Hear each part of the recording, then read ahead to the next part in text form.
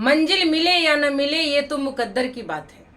मंजिल मिले या न मिले ये तो मुकद्दर की बात है। हम कोशिश भी ना करें ये तो बहुत गलत बात है। एफआरए सिस्टम में बदलाव हो या ना हो ये अलग बात है। हम बाल विकास परियोजना पदाधिकारी को पत्र ना लिखे ये तो बहुत गलत बात है। हम सबके लिए लड़े, आप खुद के लिए नहीं लड़े ये तो बहुत गलत बात है।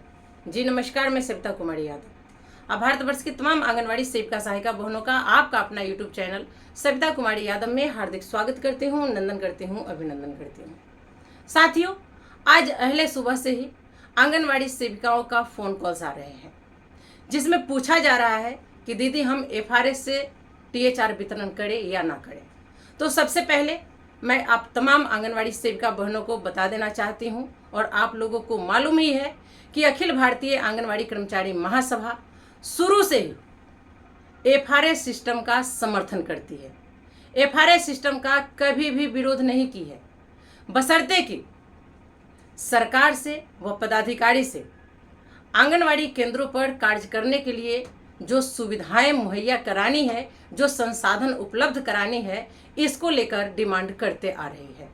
अखिल भारतीय आंगनवाड़ी कर्मचारी महासभा का कहना है कि हम एफआरए सिस्टम का तहे दिल से स्वागत करते हैं। हम एफआरए सिस्टम से काम करेंगे, बशर्ते जो क्षेत्र में समस्याएं आ रही है, जिसको लेकर एफआरए सिस्टम में बदलाव को लेकर लिखा गया है, वो बदलाव कर दीजिए और जो संसाधन चाहिए 5G मोबाइल और 3599 रुपया रिचार्ज वो दे दीजिए।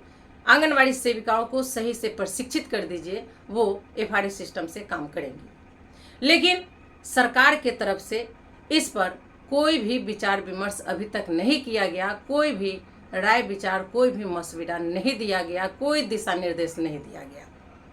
सिर्फ काम का बोझ डालते जा रही है, काम का दबाव डालते जा रही है और आंगनवाड़ी सेविकाएं बिना चुकरते हुए, बिना चू शब्द बोलते हुए काम को कर रही है। जैसे कि सारा जवाबदेही, सारा जिम्मा संगठन के शीर्ष नेतृत्वकर्ताओं के सर पे है, आप लोगों के ऊपर कुछ भी नहीं है। मैं सबसे पहले उन तमाम आंगनवाड़ी सेविका बहनों से पूछना चाहूंगी जिन लोगों को अखिल भारतीय आंगनवाड़ी कर्मचारी महासभा ने बाल विकास परियोजना पदाधिकारी के नाम एक ज्ञापन लिखकर सौंपने को कही। हमने बजाबते एक लेटर लिखा जिसमें लिखा कि सेवा में बाल विकास परियोजना पदाधिकारी महोदया अपने अपने प्रखंड का नाम लिखेंगे। विषय एफआरएस के माध्यम से टीएचआर वितरण करने में आ रही समस्याओं का निराकरण करते हुए दिशा निर्देश देने के संबंध में। महोदया, निवेदन पूर्वक कहना है कि अखिल भारतीय आंगनवाड़ी कर्मचारी महासभा के प्रदेश महासचिव महोदया के द्वारा माननीय निदेशक महोदय के साथ साथ महिला एवं बाल विकास मंत्रालय भारत सरकार को पत्र के माध्यम से एफआरएस के माध्यम से होने वाली जमीनी असुविधाओं, जन वितरण प्रणाली के जैसे वैकल्पिक व्यवस्था के संबंध में जानकारी दी गई है एवं आग्रह किया गया है कि जब तक दिए गए सुझाव पर विचार करते हुए हो रही कठिनाई को दूर नहीं किया जाता एवं उपयुक्त संसाधन की व्यवस्था यानी कि 5G मोबाइल और 3599 रुपया रिचार्ज नहीं की जाती, तब तक एफआरएस के माध्यम से मोबाइल से कार्य करना संभव नहीं हो सकता। जिला सचिव के द्वारा भी जिला प्रोग्राम पदाधिकारी को पत्र दिया गया है, जिसकी कॉपी बाल विकास परियोजना पदाधिकारी महोदया को सौंपी गई है। महोदया से नम्र निवेदन है कि उपयुक्त बिंदुओं को ध्यान में रखते हुए उचित सहयोग एवं दिशा निर्देश देने की कृपा करें। परियोजना की सभी सेविकाएं आपकी आभारी रहेंगी।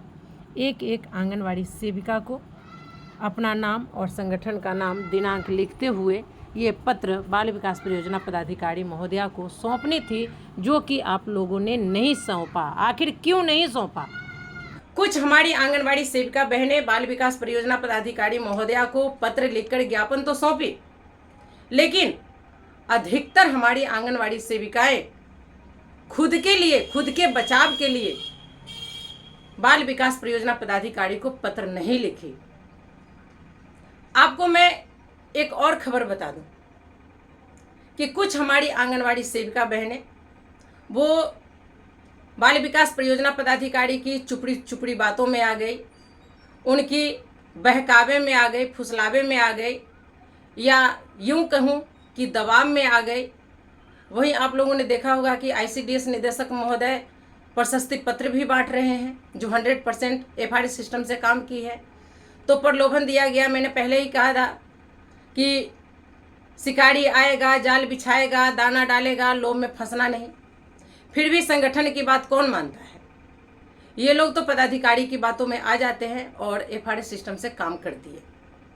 मैं उन सेविकाओं की बात करना चाहती हूँ जो अभी भी कह रही है कि दीदी FRS सिस्टम में बहुत सारी परेशानियों का सामना करना पड़ रहा है। या तो आधार से मोबाइल लिंक नहीं है, जो आधार से मोबाइल लिंक है वो मोबाइल नंबर लाभार्थी के मायके का है। KYC के लिए उनके घर का जो नंबर दिया गया है या किसी आसपास पड़ोस का, या तो उनके ऊपर OTP नहीं जा रहा, OTP जाता तो वो OTP नहीं दे रहे हैं, लाभार्थी नहीं आ रही है, यानी कि बहुत सारी समस्याएं हैं। क्या करूं? आप हमारा साथ दिए। आपको क्षेत्र में कठिनाइयां आ रही है, हम इसको समझते हैं और इसके लिए मैं आपका शुक्रिया अदा भी करती हूं। लेकिन आप मेरे लिए नहीं, खुद के लिए अड़िए। आप सरकार से संसाधन मांगिए, तभी जाकर आप काम कीजिए। हम नहीं रोकेंगे कि आप काम करिए या ना करिए। मैं उन सेविकाओं के सामने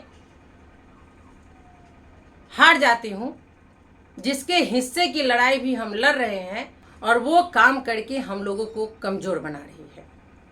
खैर कोई बात नहीं, FRS सिस्टम में बदलाव तो होगी, ये आप लोग कहीं नोट करके रख लीजिए। भले ही सरकार अभी नहीं सुन रही है, हम लोगों को परेशान कर रही है, लेकिन इसका कहीं न कहीं भुतभोगी आप लोग हैं। आप लोगों का देन ही है जो सरकार हमें सुविधाएं मुहैया नहीं करा रही है और जबरन हमसे काम ले रही है। आपने हमारा एक वीडियो देखा होगा जिसमें महिला पर्यवेक्षिका महोदया हमारे आंगनवाड़ी सेंटर पे आती है और FRS सिस्टम करने के लिए 2 घंटे लगाती है, लेकिन उनसे FRS नहीं हो पाता है। फिर हम आंगनवाड़ी सेविकाओं से कैसे होगा? और जो समस्याएं आती है, या बाल विकास परियोजना पदाधिकारी महोदय आपके आंगनवाड़ी केंद्र पे आए या महिला पर्यवेक्षिका आए, कितने लाभार्थी का FRS करने के लिए बुलाया गया, उसमें से कितनों का हुआ, कितनों का नहीं हुआ तो किस किस कारणों से नहीं हुआ, ये सब आप अपने रजिस्टर पर अंकित करवाएं। इस बात का आप हमेशा ध्यान रखिएगा। अंत में हम यही कहना चाहेंगे कि आप तमाम आंगनवाड़ी सेविका बहनें FRS सिस्टम से THR वितरण करें, स्किप ना करें। अगर स्किप आपने कर दिया तो फिर बाल विकास परियोजना पदाधिकारी आपको अपने गिरफ्त में ले लेंगे और फिर 50-50 का खेल शुरू हो जाएगा। तो स्किप नहीं करना है। जो भी पदाधिकारी आ रहे हैं उनसे आप FRS करवाइए, विरोध नहीं करना है, उनसे दौरा कर क्षेत्र में FRS करवाइए। अब हम नहीं, वो दौड़ेंगे। आप डरे नहीं, सहमे नहीं, घबराए नहीं। जो भी महिला पर्यवेक्षिका आपके आंगनवाड़ी केंद्र पे जाती हैं, अगर नहीं भी जाती हैं तो उनको कॉल करके बुलाइए, क्षेत्र में लेकर के जाइए और उनसे FRS करवाइए, क्योंकि सरकार उनके पास सभी संसाधन उपलब्ध करा रखी है। अब हम नहीं, महिला पर्यवेक्षिकाएं या बाल विकास परियोजना पदाधिकारी महोदया हो, अदरवाइज कोई भी हो, FRS वो करे। हम कहते हैं FRS वो करे। बहुत हो चुका, तब तो उन लोगों को पता चलेगा कि आखिर FRS होता क्या है। तो चलिए आज के वीडियो में फिलहाल इतना ही। हमारा वीडियो आपको कैसा लगा एक प्यारा सा कमेंट कर जरूर बताएंगे।